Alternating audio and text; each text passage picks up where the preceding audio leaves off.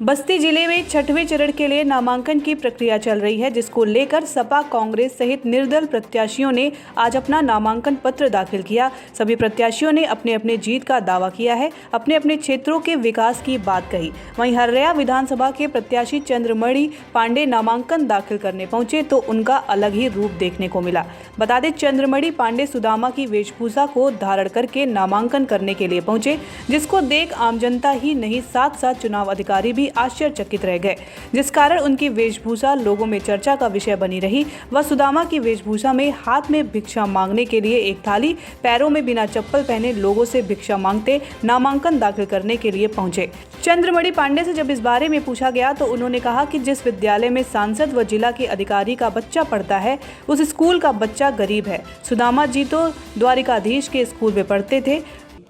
जैसे हमारे राष्ट्रीय अध्यक्ष नौजवान हैं, हम भी नौजवान हैं, नौजवानों के बीच में चलने का काम कर रहे हैं, अपने नेताओं के काम को बनाने, लोगों के बीच में पहुंचाने का काम कर रहे हैं, और जो तमाम जो विकास के कार्य पीछे रह गए थे या अधूरे रह गए थे, उसको आगे बढ़ चढ़ के उसमें पूरी ताकत लगा के सदन के माध्यम से, अपने नेता के माध्यम से, और जो हमारे नेता हैं जो पीछे हमेशा हम लोगों को ताकत आशीर्वाद देते हैं, उन लोगों की भी मार्गदर्शन में हम लोग निश्चित रूप से और बेहतर काम करके दिखाएंगे। क्या बीजेपी ने अभी तक वहाँ कोई विकास नहीं किया? जी, जैसे मैंने अभी आपको बताया, अगर भारतीय जनता पार्टी ने वहाँ विकास कार्य किया होता, और ख़ासकर जो विधायक हैं, तो उन्होंने अभी आप लोगों के माध्यम से हमने एक वीडियो वायरल देखा, उनको हाथ जोड़ के लोगों से माफ़ी नहीं मांगनी पड़ती। क्या लगता है विकास ने जो काम नहीं किया इसलिए वो माफ़ी मांग रहे हैं जनता को?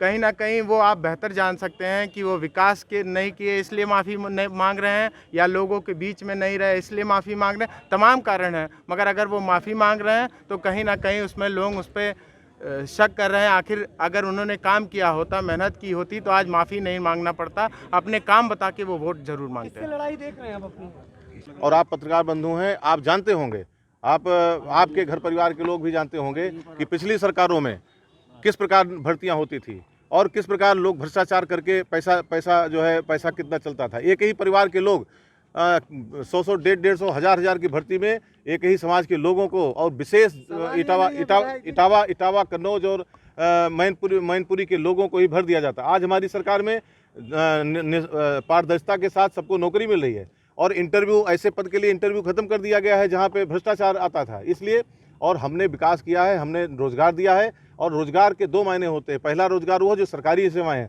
दूसरा रोजगार ये है कि हम इंफ्रास्ट्रक्चर को बढ़ा करके, कुटीर उद्योग को बढ़ा करके, उद्योग धंधों को बढ़ा करके, उसके द्वारा हम रोजगार का सृजन करें। आप स्वयं सहायता समूह के महिलाओं को देखिए, जो आजीविका मिशन के माध्यम से लाखों और करोड़ों लोग रोजगार में हैं। जी, कि एक बार आपको मौका दे जनता, आखिर क्या कारण लग रहा है कि जनता आपको आशीर्वाद नहीं दे रही है? अभी तो एक बार ही मैं विधानसभा लड़ा, आपकी देगी 5 साल के कार्य के आधार पर जनता कहाँ नहीं आशीर्वाद दे रही। जनता मेरे साथ अगर न खड़ी होती तो जिले और हर्रया विधानसभा की बड़ी बड़ी समस्याओं का निस्तारण मैं अकेला थोड़े करा सकता था।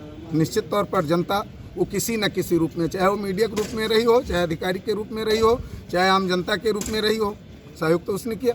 कलयुग में आपको करोड़पति सुदामा नाम दिया गया है। आप करोड़पति होने के बावजूद सुदामा का वेश रखे। जिस विद्यालय में हमारे जिले के सांसद का और जिला अधिकारी का बच्चा पढ़ता हो, उस स्कूल में पढ़ने वाला कोई बच्चा गरीब हो सकता है क्या? सुदामा जी द्वारिकाधीश के विद्यालय में पढ़ते थे, वो तो गरीब थे नहीं। सिद्धांत की वजह से, सैद्धांतिक व्यक्ति, तब भी परेशान था, आज भी परेशान है। क्या कभी विद्यालय में नहीं पढ़े तो उन्होंने गुरुकुल में शिक्षा ली थी, वहाँ गुरु लोग वन में शिक्षा थी। आप कह रहे हैं विद्यालय में पढ़े थे, आपका ये कहीं गलत वो नहीं है क्या? अब इसका व्याख्या आप कर सकते हैं। अगर आज गुरुकुल होता तो आज लोग गुरुकुल में पढ़ते। गुरुकुल कितने हैं? विद्यालय के दर्जा हमारी जो धर्म की सरकारों ने कितने गुरुकुल खुलवाए। सुदामा जी, आपके क्षेत्र में जहाँ से आप प्रत्याशी हैं विधानसभा से, वहाँ पे कटान की समस्याएं बहुत ज़्यादा है। खनन काफ़ी मात्रा पे चल रहा है। ग्रामीण लगभग उसमें वहाँ पे चुनाव बहिष्कार किए हुए हैं कि हम मतदान नहीं करेंगे। उसके लिए आपकी तरफ से क्या पहल किया गया? खनन और कटान के लेकर के सुदामा के द्वारा क्या किया गया, ये बाढ़ क्षेत्र के लोग जानते हैं। मेरे प्रयास के जरिए जो बाढ़ खंड कहता था कि तटबंध विहीन गांव में ठोकर नहीं बनाया जा सकता, वो कल्याणपुर आज भी बांध नहीं बना, ठोकर बना के सुरक्षित कर चुका। और मैं 2013 से लगातार सत्ता से कहता रहा कि घाघरा की धारा जो 2 भागों में विभक्त है, एक फैजाबाद जिले की तरफ जाती है, एक बस्ती की तरफ बीच का जो रेत का मलबा है उसकी ड्रेजिंग कराइए, बालू की किल्लत भी समाप्त होगी। और जब बीच में खुलेआम छूट होगा खुदाई का तो किनारे अवैध खनन नहीं होगा। अवैध खनन के पीछे सत्ता और हमारे प्रशासन दोनों जिम्मेदार।